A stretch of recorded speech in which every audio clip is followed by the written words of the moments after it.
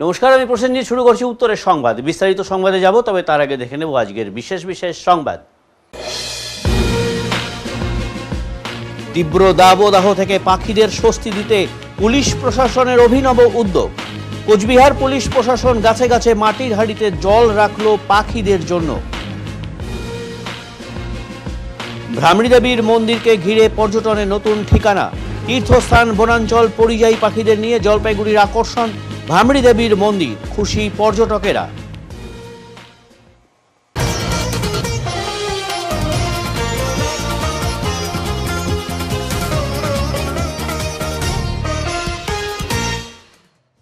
চলছে তীব্র দাবদাহ। এই দাবদাহ থেকে পাখিদের বাঁচাতে এক বিশেষ পদ্ধতি অবলম্বন করছে কোচবিহার পুলিশ প্রশাসন। তবে এই চিত্র আমাদের পার্শ্ববর্তী জেলা কোচবিহারের। সেখানে কোতোয়ালি থানার উদ্যোগে কোচবিহার পুলিশ লাইন এলাকার প্রতিটি গাছে মাটির হাঁড়িতে জল ভরে ঝুলিয়ে দেওয়া হচ্ছে। এই বিষয়ে পুলিশ সুপার দ্যুতিমান ভট্টাচার্য জানান, বর্তমানে তাপমাত্রা প্রায় 40 ডিগ্রি সেলসিয়াসে পৌঁছেছে। এর ফলে অনেক পুকুর ও ছোট জলাশয়ের জল শুকিয়ে গেছে, যা পাখিদের জন্য বিরাট সমস্যার কারণ। এই পরিস্থিতিতে তাদের সাহায্য করার জন্যই কোচবিহার কোতোয়ালি থানার উদ্যোগে এই পদক্ষেপ নেওয়া হয়েছে। এই উদ্যোগের মাধ্যমে প্রায় 150 মাটির হাঁড়িতে জলের ব্যবস্থা করা হয়েছে। গাছের পাতার ফাঁকে লুকিয়ে এই মাটির হাঁড়িগুলো এমনভাবে লাগানো হয়েছে যাতে কোনো অবস্থাতেই পাখিদের জল খাওয়ার ব্যাপারে কোনো সমস্যা না হয়। নিয়মিতভাবে এই হাঁড়িতে জল পরিবর্তন করা হবে বলেও জানান তিনি। পরিবেশ রক্ষায় কোচবিহার কোতোয়ালি থানার এই উদ্যোগকে স্থানীয়রা সাধুবাদ জানিয়েছেন। অনেকে মনে করছেন এই উদ্যোগ অন্যান্য থানা ও সংস্থাগুলোর জন্য অনুকরণীয় হয়ে উঠবে। এই উদ্যোগের মাধ্যমে কোচবিহার কোতোয়ালি থানা পাখিদের প্রাণ রক্ষার পাশাপাশি পরিবেশ রক্ষাতেও গুরুত্বপূর্ণ ভূমিকা পালন করছে।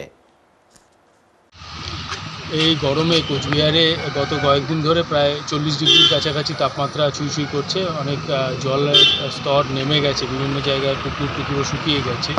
তো পাখিদের জন্য আমরা ওই কোচবিহার কোতোয়ালি থানার পক্ষ থেকে বিভিন্ন জায়গাতে মাটির হাঁড়ি গাছের মধ্যে আড়ালে লুকিয়ে দিয়ে দিচ্ছি, যেখানে জল ভরা থাকবে, তারা পান করতে পারবে। কারণ পশু পাখিদের কথা আমাদেরকে ভাবতে হবে। যেরকম আগামী দিন আসছে, বিভিন্ন জায়গায় এত রুক্ষতা আসছে, শুষ্কতা আসছে, এর কথা আমাদের ভাবা প্রয়োজন। জলপাইগুড়ি মুক্তাঙ্গন নাট্যগোষ্ঠীর পরিচালনায় অনুষ্ঠিত হলো একটি রক্তদান শিবির। জলপাইগুড়ি মুক্তাঙ্গন নাট্যগোষ্ঠীর 10তম বর্ষ উদযাপন উপলক্ষে এবং জলপাইগুড়ি ব্লাড ব্যাংকের রক্তের সংকট মেটাতে মুমূর্ষ রোগীদের কথা মাথায় রেখে এই রক্তদান শিবির অনুষ্ঠিত হয় রবিবার বান্ধব নাট্য সমাজের মিনি হলে। জলপাইগুড়ি সরকারি মেডিকেল কলেজের অধীনে সদর হাসপাতালের ব্লাড ব্যাংকের চিকিৎসক সহ অন্যান্য প্রতিনিধিরা এদিনের এই শিবির পরিচালনা করেন। নাট্যগোষ্ঠীর মতে প্রতি বছরের মতো এবছরও রক্তদান শিবিরের আয়োজন করা হয়েছে।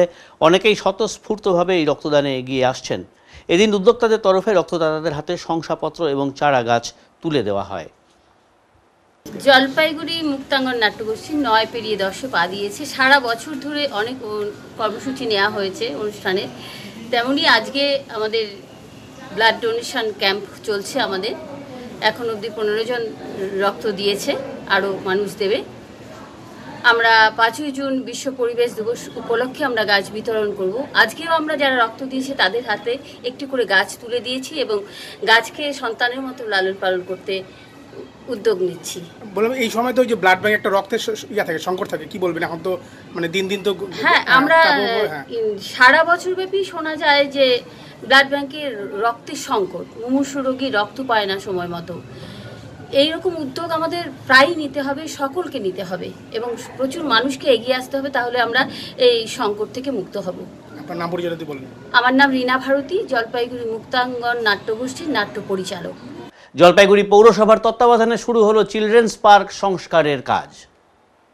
জলপাইগুড়ির সুপ্রাচীন চিলড্রেন্স পার্কের সংস্কারের কাজ শুরু করে দিয়েছে জলপাইগুড়ি পৌরসভা। কাজ শুরু হয়েছে বেশ কয়েকদিন আগে থেকেই। জল নিকাশি ব্যবস্থার কাজ শেষ হয়েছে, এখন চলছে পার্কে মাটি দিয়ে উঁচু করার কাজ। জলপাইগুড়ি পৌরসভা সূত্রে খবর, আগামী কয়েক মাসের মধ্যে নতুন করে টেন্ডার করে এই পার্কের বাকি সৌন্দর্যায়নের কাজ শুরু হবে। জলপাইগুড়ি পৌরসভার চিলড্রেন্স পার্কের কাজ বেশ কয়েক বছর আগে থেকেই শুরু করে দিয়েছিল। করোনার পর সেই কাজ বন্ধ ছিল, ফের আবার শুরু হয়েছে কাজ। পার্কে যাতে ফের শিশুরা আসতে পারে তার জন্য নতুন করে টেন্ডার করে এর কাজ শুরু করেছে জলপাইগুড়ি পৌরসভা। কিসের কাজ করছেন এখন? মাটির কাজ। হ্যাঁ, মাটি মানে কি উঁচু করার কাজ? উঁচু করা লেভেল হচ্ছে, চারিদিকে লেভেল হয়ে গেছে। কয়দিন লাগবে এই লেভেল করতে? 3-4 দিন লাগবে। 3-4 দিন। মানে আরেকটা কি অনেকটা হাই হলো? হ্যাঁ, অনেকটা হাই। কৃতি ছাত্রছাত্রী এবং প্রবীণদের সম্মাননা জানানো হলো আগরওয়াল সম্মেলন জলপাইগুড়ি শাখার পক্ষ থেকে। অখিল ভারতীয় আগরওয়াল সম্মেলন জলপাইগুড়ি শাখার পক্ষ থেকে কৃতীদের সংবর্ধিত করা হলো। রবিবার বিকেলে কামারপাড়ার একটি ভবনে এই অনুষ্ঠানের আয়োজন করা হয়েছিল। কৃতি ছাত্রছাত্রীদের পাশাপাশি এদিন প্রবীণদেরও সংবর্ধনা দেওয়া হয় এই সম্মেলনের তরফে। সম্মেলনের প্রেসিডেন্ট সুশীল কুমার সিংঘি বলেন, অনুষ্ঠানে আজ দশম ও দ্বাদশ শ্রেণীর যে সকল ছাত্রছাত্রীরা 90% নম্বর পেয়ে পাশ করেছে তাদের সম্বর্ধিত করা হলো। পাশাপাশি 25-26 জন বয়স্ক আছেন যাদের বয়স ইতিমধ্যে 75 বছর অতিক্রম করেছে, তাদেরও সম্মাননা জ্ঞাপন করা হলো। বয়স্ক সম্মানিতরা সমাজে অনেক কিছু দিয়েছেন, তাদেরকে সম্বর্ধনা দিতে পেরে আমরা যেমন গর্বিত তেমনই আমরা খুবই আনন্দিত কৃতি ছাত্রছাত্রীদের সম্বর্ধনা দিতে পেরে। বলুন আপনার নাম আর পরিচয়টা একটু বলুন। আমি সুশীল কুমার সিংঘি, প্রেসিডেন্ট জলপাইগুড়ি আগরওয়াল সম্মেলন মারওয়াড়ি সমাজে। আর আমরা আজকে বয়স যারা 75 বছরের উপরে তাদের প্রায় 25-26 জনকে সম্মানিত করতেছি। আর যারা 10 বা 12-এ 90% উপরে মার্কস পেয়েছে তাদেরও আমরা সম্মানিত করতেছি। এবং এদের কঠোর প্রয়াস মানে যারা বয়োবৃদ্ধ তাদের সম্মান দিয়ে তাদের আশীর্বাদ নেওয়া হচ্ছে এবং সমাজকে তারা জীবনে বহুত কিছু দিয়েছে, আমরা ওদের কিছু দিয়ে নিজেদের সম্মানিত বোধ করতেছি। আর যারা বাচ্চারা আছে ওরা খুব কঠোর পরিশ্রম করেছে, ওদের কঠোর পরিশ্রমের একটা রেজাল্ট স্বরূপ আমরা ওদের আজকে সম্মানিত করে নিজেরাই সম্মানিত বোধ করতেছি। আমি জলপাইগুড়ি আগরওয়াল সম্মেলন থেকে বলছি। আর ওদের ভবিষ্যতে যাতে সবার ভালো হয় সেটাই আমরা কামনা করি। স্টুডেন্টদের মধ্যে এটা দেওয়া হচ্ছে সম্বর্ধনা নাকি 10-12-এর যারা ভালো রেজাল্ট করেছে আমাদের মারওয়াড়ি সমাজে তাদের দেওয়া হচ্ছে। শুধু স্টুডেন্টদেরই? Student only. আর একজন ডাক্তারও আছে যে ডেন্টিস্ট হয়েছে, ওনাকেও সম্মান দেওয়া হচ্ছে। এবারে নিচ্ছি ছোট্ট একটি বিরতি, ফিরে আসছি বিরতির পর। সব সময় সব দিকের সব খবর পেতে সাবস্ক্রাইব করুন, বেল আইকনটি প্রেস করে আপডেট থাকুন।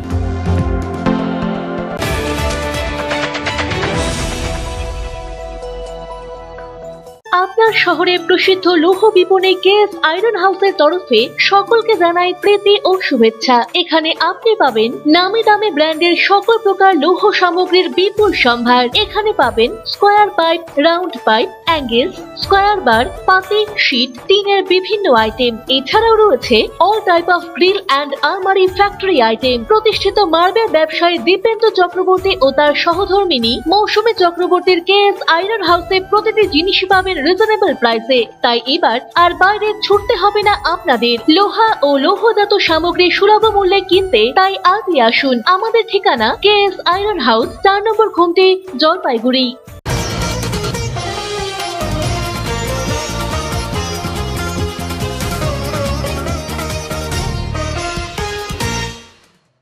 তীব্র গরমে নাজেহাল অবস্থা, আর এই তীব্র গরমে প্রকৃতির কোলে একটু স্বস্তির খোঁজ দিচ্ছে উত্তরের মন।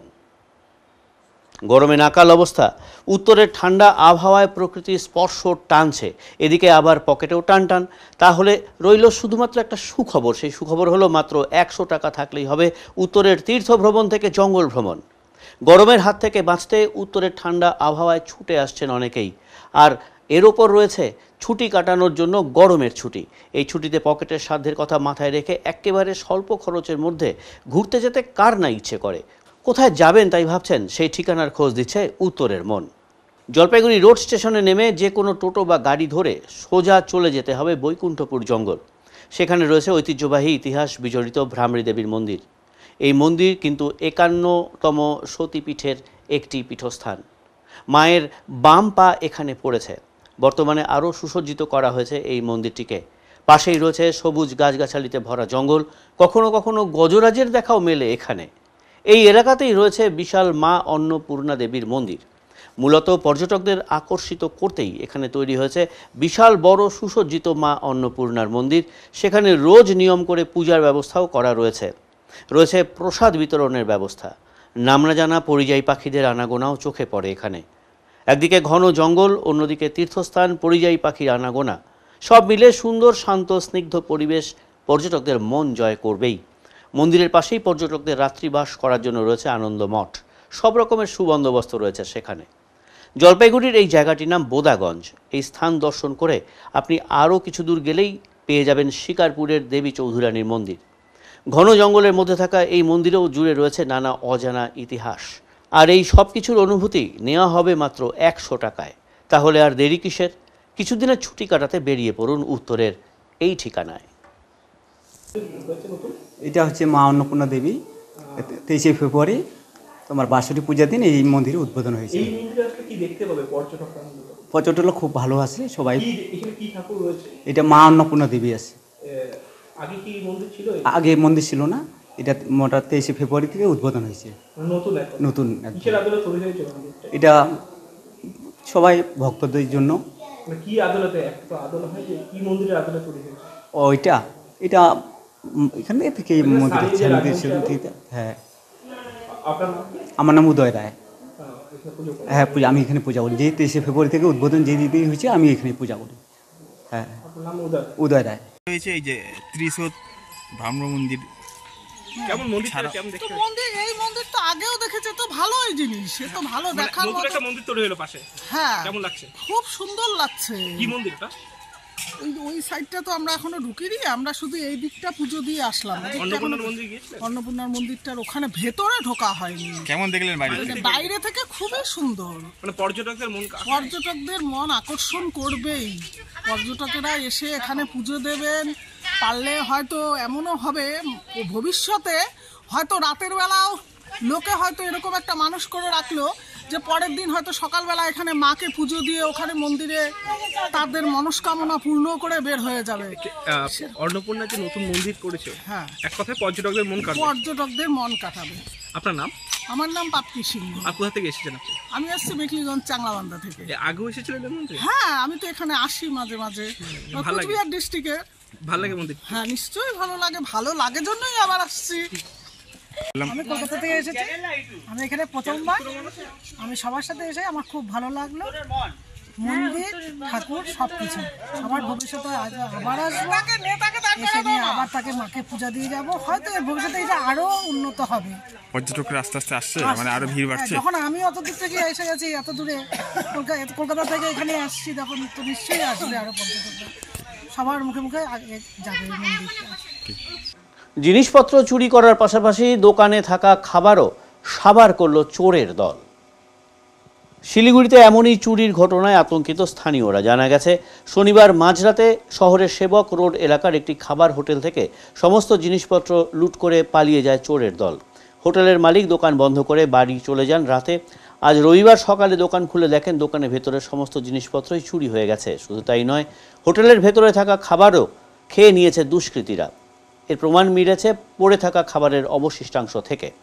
খবর পেয়ে ভক্তিনগর থানার পুলিশ ঘটনাস্থলে পৌঁছে তদন্ত শুরু করে। হোটেলের মালিক আরও জানান, আমার একটি ছোট হোটেলে 12টি পরিবার নির্ভরশীল। এখন কি করে চলবে বুঝতে পারছি না। বাসনপত্র সহ সব জিনিসপত্র চুরি হয়ে গেছে।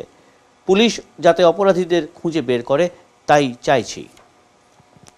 हुआ था यही कि हम 9:30 बजे बंद करके गया था, घर में चले गए।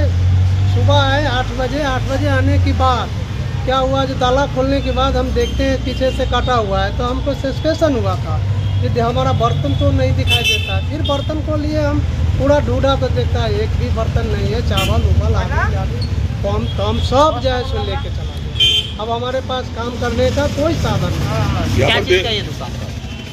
क्या चीज़ का दुकान? खाना होटल है छोटा सा। हाँ, खाना है, खाना का है, होटल है।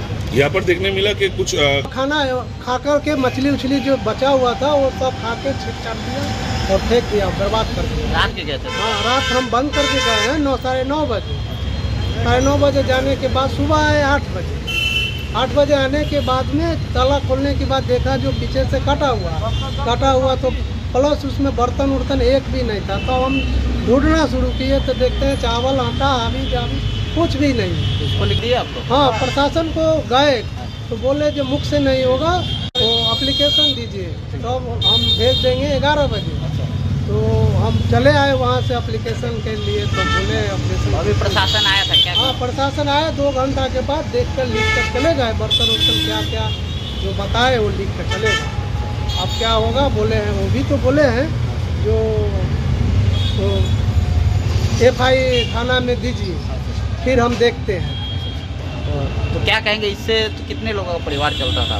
इससे हमारा 12 आदमी का परिवार चलता है। अभी तो पूरा बंद हो गया। हाँ, अब तो बंद हो गया। अब कितना दिन बंद रहेगा, उसका व्यवस्था कैसे किया जाएगा? क्या चाहते हैं प्रशासन? हाँ, प्रशासन आप देखिए, उससे क्या उम्मीद है? प्रशासन ढूंढ देंगे ना, क्या करेंगे, कैसे होगा, यही तो प्रशासन से। मतलब चोर को जल्द पकड़े आपका? हाँ, चोर को पकड़े प्रशासन, यही चाहते? हाँ, चोर तो प्रशासन का काम है, वो हमारा काम नहीं है। क्योंकि से अगर हमारे सामने में होता तो ऐसा नहीं होता, वो तो प्रशासन का काम है। मेरा नाम राम प्रकाश है। এবারে নিচ্ছি ছোট্ট একটি বিরতি, ফিরে আসছি বিরতির পর। সব সময় সব দিকের সব খবর পেতে সাবস্ক্রাইব করুন, বেল আইকনটি প্রেস করে আপডেট থাকুন।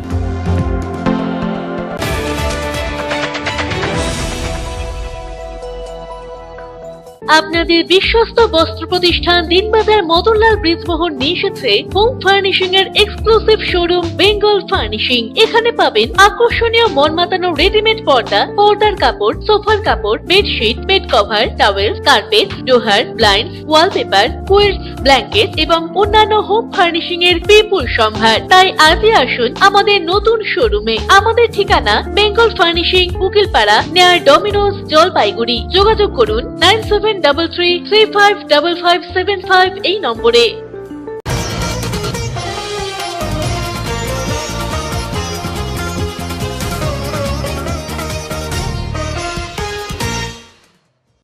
গভীর রাতে আলমারির পেছনে লুকিয়ে আছে গোখরো সাপ, উদ্ধার করলেন পরিবেশ প্রেমী।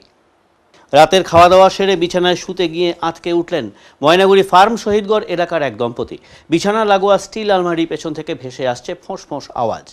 তড়িঘড়ি মোবাইলের আলো জেলে ভালো করে দেখতে গেলে দম্পতি দেখতে পান স্টিলের আলমারির নিচে কুণ্ডলি পাকিয়ে বসে আছে একটি গোখরো সাপ।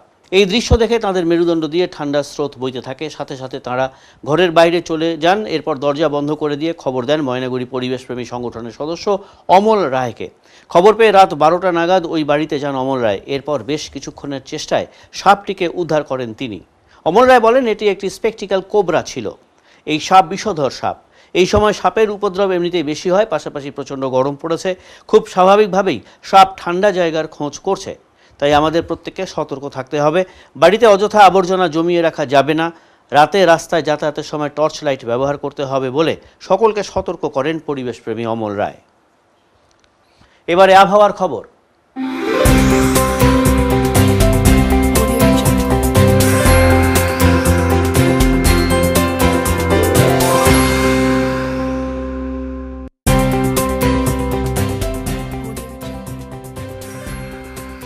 কেন্দ্রীয় আবহাওয়া দপ্তরের জলপাইগুড়ি কেন্দ্র থেকে পাওয়া তথ্য অনুযায়ী রবিবার দিনের সর্বোচ্চ তাপমাত্রা ছিল 38.0 ডিগ্রি সেলসিয়াস ও সর্বনিম্ন তাপমাত্রা ছিল 27.8 ডিগ্রি সেলসিয়াস। গত 24 ঘন্টায় কোনো বৃষ্টিপাতের খবর নেই। শেষ করবার আগে বিশেষ বিশেষ সংবাদ আরও একবার। তীব্র দাবদাহ থেকে পাখিদের স্বস্তি দিতে পুলিশ প্রশাসনের অভিনব উদ্যোগ। কোচবিহার পুলিশ প্রশাসন গাছে গাছে মাটির হাঁড়িতে জল রাখল পাখিদের জন্য। ভ্রামরী দেবীর মন্দিরকে ঘিরে পর্যটনের নতুন ঠিকানা। তীর্থস্থান বনাঞ্চল পরিযায়ী পাখিদের নিয়ে জলপাইগুড়ির আকর্ষণ ভ্রামরী দেবীর মন্দির। খুশি পর্যটকেরা। উত্তরে মন পরিবেশিত উত্তরের সংবাদ এখনকার মতন এই পর্যন্তই। নমস্কার।